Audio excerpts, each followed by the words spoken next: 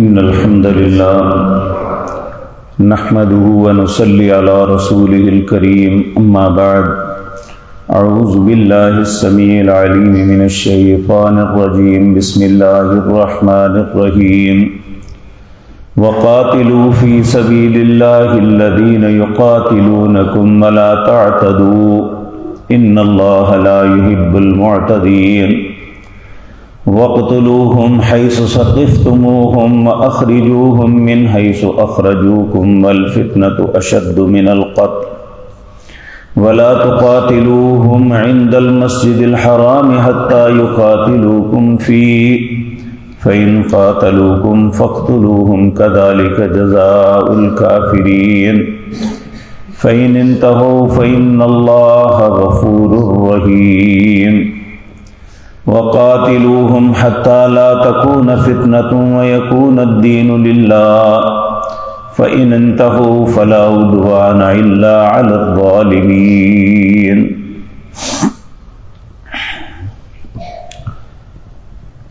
حضرات محترم، اسلام کے اوپر یہ الزام لگایا جاتا ہے کہ اسلام جو دنیا کے اندر پھیلا ہے تلوار کے زور پہ پھیلا ہے، حالانکہ یہ بہت بڑا بہتان ہے اسلام کے اوپر،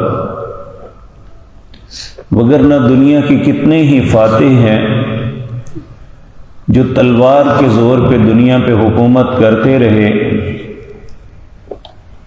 قریب کے زمانے میں برطانیہ جو دنیا کے اکثر و بیشتر علاقوں پہ حکمران تھا، کیا وہ مسلمانوں کو اپنا ہمنوا بنا سکا؟ آج تک اس نے مسلمانوں کو خرید کے اپنے قوانین کو نافذ کر کے انہیں جبراً اپنے تسلط میں رکھا ہوا ہے، لیکن مسلمان کبھی بھی اپنے دین کو بدل کے ادھر نہیں ہوا۔ ہمیشہ یہ بات یاد رکھیں کہ انسان اپنے مذہب کو، اپنی رسومات، اپنے طریقہ کار کو کبھی بھی زبردستی تبدیل نہیں کرتا جب تک وہ اسے حق نہ سمجھے۔ 13 سال تک نبی کریم صلی اللہ علیہ وسلم اور آپ کے ساتھی مکے کے اندر مشرکین مکہ کے ظلم و ستم سہتے رہے، یہاں تک کہ زندگی آپ پہ تنگ ہو گئی تو اللہ نے آپ کو اجازت مرحمت فرما دی کہ ہجرت کر کے مدینہ منورہ چلے جائیں۔ تو اس کے باوجود انہوں نے یہ ظلم کیا کہ جو شخص مکہ چھوڑ کے جانے بھی لگتا اس سے سب کچھ چھین لیتے ہیں، اس کا مال و متاع، اس کی جائیداد، اس کا گھر بار سب کچھ چھین لیتے ہیں۔ حتیٰ کہ ایسے واقعات بھی ملتے ہیں، عبداللات نامی ایک بڑا ہی خوبصورت اور امیر زادہ نوجوان تھا، اس کا باپ فوت ہو گیا تو چچا کی کفالت میں تھا، تو وہ اتنا خوبصورت زندگی بسر کر رہا تھا کہ کبھی جو ایک کپڑا پہنتا دوبارہ نہیں پہنتا تھا، ایک جوتا جو پہن لیتا، روزانہ مکے کی عورتیں چھتوں پہ چڑھ کے دیکھتی کہ عبداللات آج کون سا لباس پہن کے نکلے گا، یعنی وہ فخر کے ساتھ نیا لباس ہر دن پہن کے نکلتا۔ جب مسلمان ہوئے تو ایک اونٹ پہ کچھ اپنا توشہ لاد کے تو مدینہ منورہ کی طرف جانے لگی تو چچا بھاگ کے پیچھے گیا۔ اس نے کہا کہ یہ کہاں جا رہے ہو؟ کہا میں مدینہ جا رہا ہوں، مسلمان ہو گیا ہوں۔ کہا یہ مال واپس کر دو۔ کہا یہ تو میرے باپ کا ہے۔ کہا تیرا باپ مر گیا ہے، سارا کچھ لے لیا۔ کہا اب تو جانے دو۔ کہنے لگا یہ جو لباس پہنا ہوا ہے یہ بھی میرا ہے۔ لباس اتار کے ننگا کر دیا۔ ماں دیکھ رہی سی، اسے ترس آیا، اس نے ایک پرانا کمبل پھاڑ کے اس کی طرف پھینکا، ایک اپنے انہوں نے دامن میں لپیٹ لیا، ایک کندھے پہ رکھ لیا آدھا حصہ۔ ان کا نام ہی ذوالبجادین پڑ گیا، 2 کمبلوں والا۔ اور ایسے حالات میں جس شخص نے کبھی زندگی میں کوئی آزمائش نہیں دیکھی تھی، 496 کلومیٹر، جس میں 70 کلومیٹر نکیلے پتھروں والا رستہ ہے، ننگے پاؤں ننگے بدن کس طرح چل کے مدینہ پہنچے ہوں گے؟ تو اللہ رب العزت نے نبی کریم صلی اللہ علیہ وسلم کو وحی کر کے کہا کہ میرا ایک بندہ سب کچھ لٹا پٹا کے میرے لیے آ رہا ہے، اس کے استقبال کے لیے جاؤ۔ نبی کریم صلی اللہ علیہ وسلم مدینے سے نکل کے اس کے استقبال کے لیے آئے۔ آپ نے جب اس کی حالت دیکھی تو آپ کی آنکھوں میں آنسو آ گئے، لے کے بڑی عزت شرف کے ساتھ انہیں مدینہ منورہ میں صحابہ کرام کی معیت میں لا رہے ہیں۔ تو نبی کریم نے ان کے کان میں کہا، عبداللہ، آج سے تم عبداللہ نہیں عبداللہ ہو۔ اور پھر کہا، عبداللہ، جو کچھ تیرے پاس تھا میں وہ تو نہیں تمہیں دے سکتا، لیکن تم اپنی کوئی خواہش بتاؤ، میں اللہ سے تمہارے لیے دعا کروں۔ کہ عبداللہ کہنے لگے، یا رسول اللہ، مجھے دین مل گیا، مجھے سب کچھ مل گیا، مجھے کچھ نہیں چاہیے۔ آپ نے کہا، نہیں، پھر بھی کوئی بات۔ کہنے لگے، اگر آپ میرے لیے اللہ سے کوئی دعا کرنا چاہتے ہیں تو یہ اللہ سے دعا کریں کہ اب اللہ مجھے دین کے لیے شہادت کی موت نصیب فرما دے۔ ایسے لوگ تھے۔ تو اللہ رب العزت نے جب آپ مکہ مکرمہ سے مدینہ منورہ آ گئے، چھوٹی سی مملکت بن گئی، مکے والے پھر بھی آپ کو تنگ کرتے تھے، حتیٰ کہ انہوں نے 3 جنگیں آپ پہ مسلط کی، بدر، احد اور احزاب، صرف اس لیے کہ یہ آرام سے نہ بیٹھ سکیں، ان کی جڑ کاٹ دی جائے۔ تو پھر اللہ نے بھی انہیں نبی کریم کو حکم دیا، اذن للذین یقاتلون بانہم ظلموا، اب جو بھی آپ پہ ظلم کرے گا آپ ان کے ساتھ قتال کریں، اب معافی نہیں ہے، اب صبر نہیں، اب ان کے خلاف لڑنا ہے۔ جب یہ حکم آ گیا تو اللہ یہاں حکم دے رہے ہیں، وَقَاتِلُوا فِي سَبِيلِ اللَّهِ الَّذِينَ يُقَاتِلُونَكُمْ، قتال کرو، لڑائی کرو اللہ کے راستے میں ان لوگوں سے جو تم سے قتال کرتے ہیں۔ جو آپ سے لڑائی نہیں کرتے ان کے لیے حکم نہیں دیا، ان کے لیے حکم دیا جو آپ سے لڑتے ہیں، اور ساتھ ہی ایک پابندی لگا دی، دنیا کا کوئی مذہب ایسی بات نہیں کرتا جو اسلام کرتا ہے۔ اللہ فرماتے ہیں، وَلَا تَعْتَدُوا، زیادتی نہیں کرنی۔ زیادتی کیا ہے؟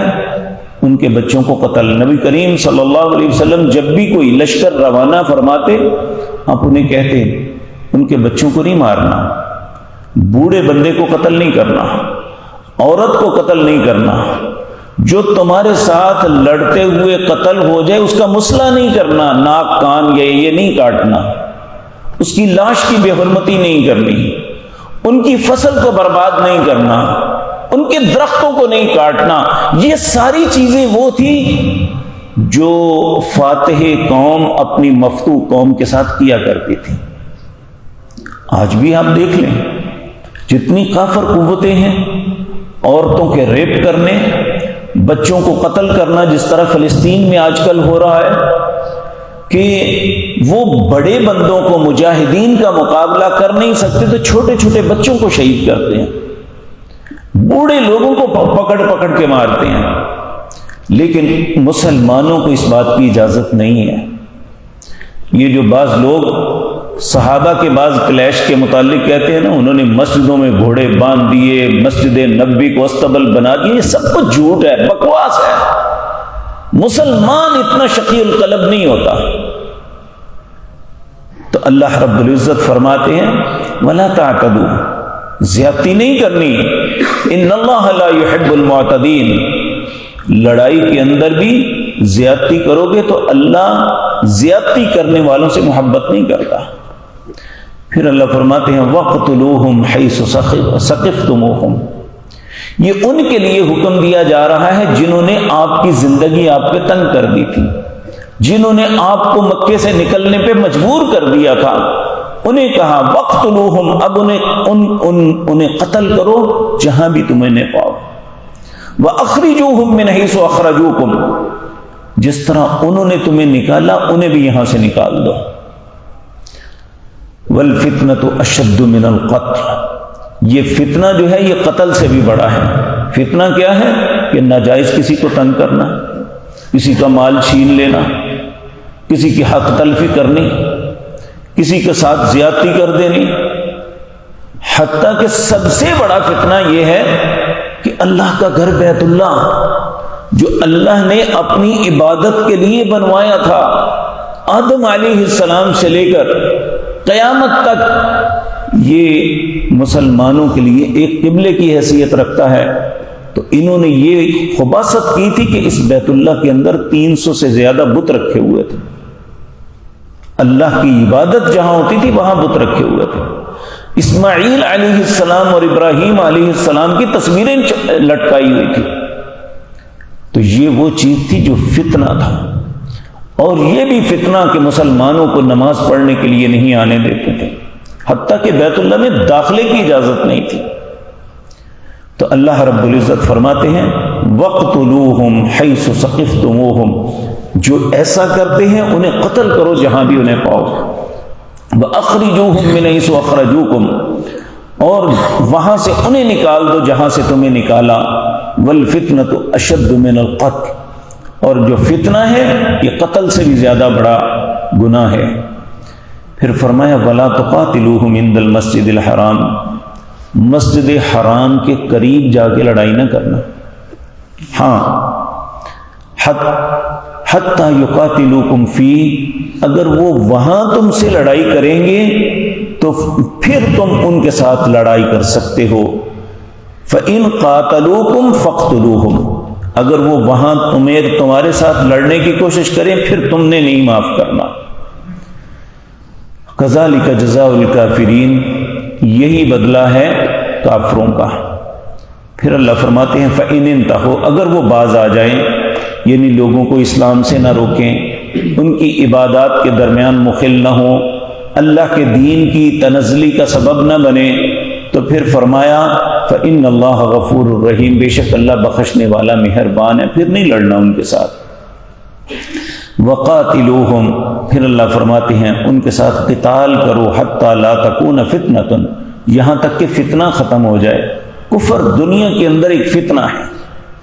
ان الارض للہ، یہ زمین اللہ کی ہے، اور یہاں پہ اللہ کا قانون قائم ہونا ہی اس دنیا کو امن کا گہوارہ بنا سکتا ہے۔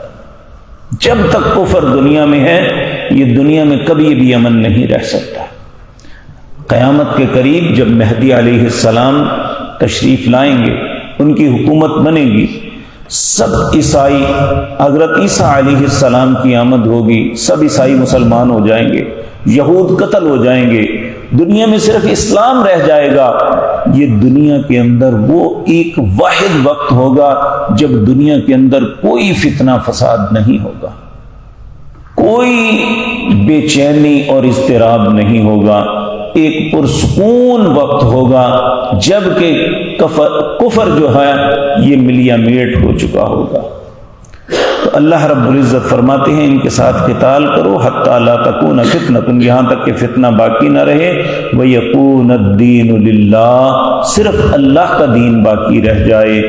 فَإِنِ انْتَهُوا فَلَا عُدْوَانَ إِلَّا عَلَى الظَّالِمِينَ، اگر یہ باز آ جائیں تو پھر ان کے ساتھ زیادتی نہیں، اگر کوئی ایسے حالات میں بھی زیادتی کرے گا تو وہ ظالم ہوگا۔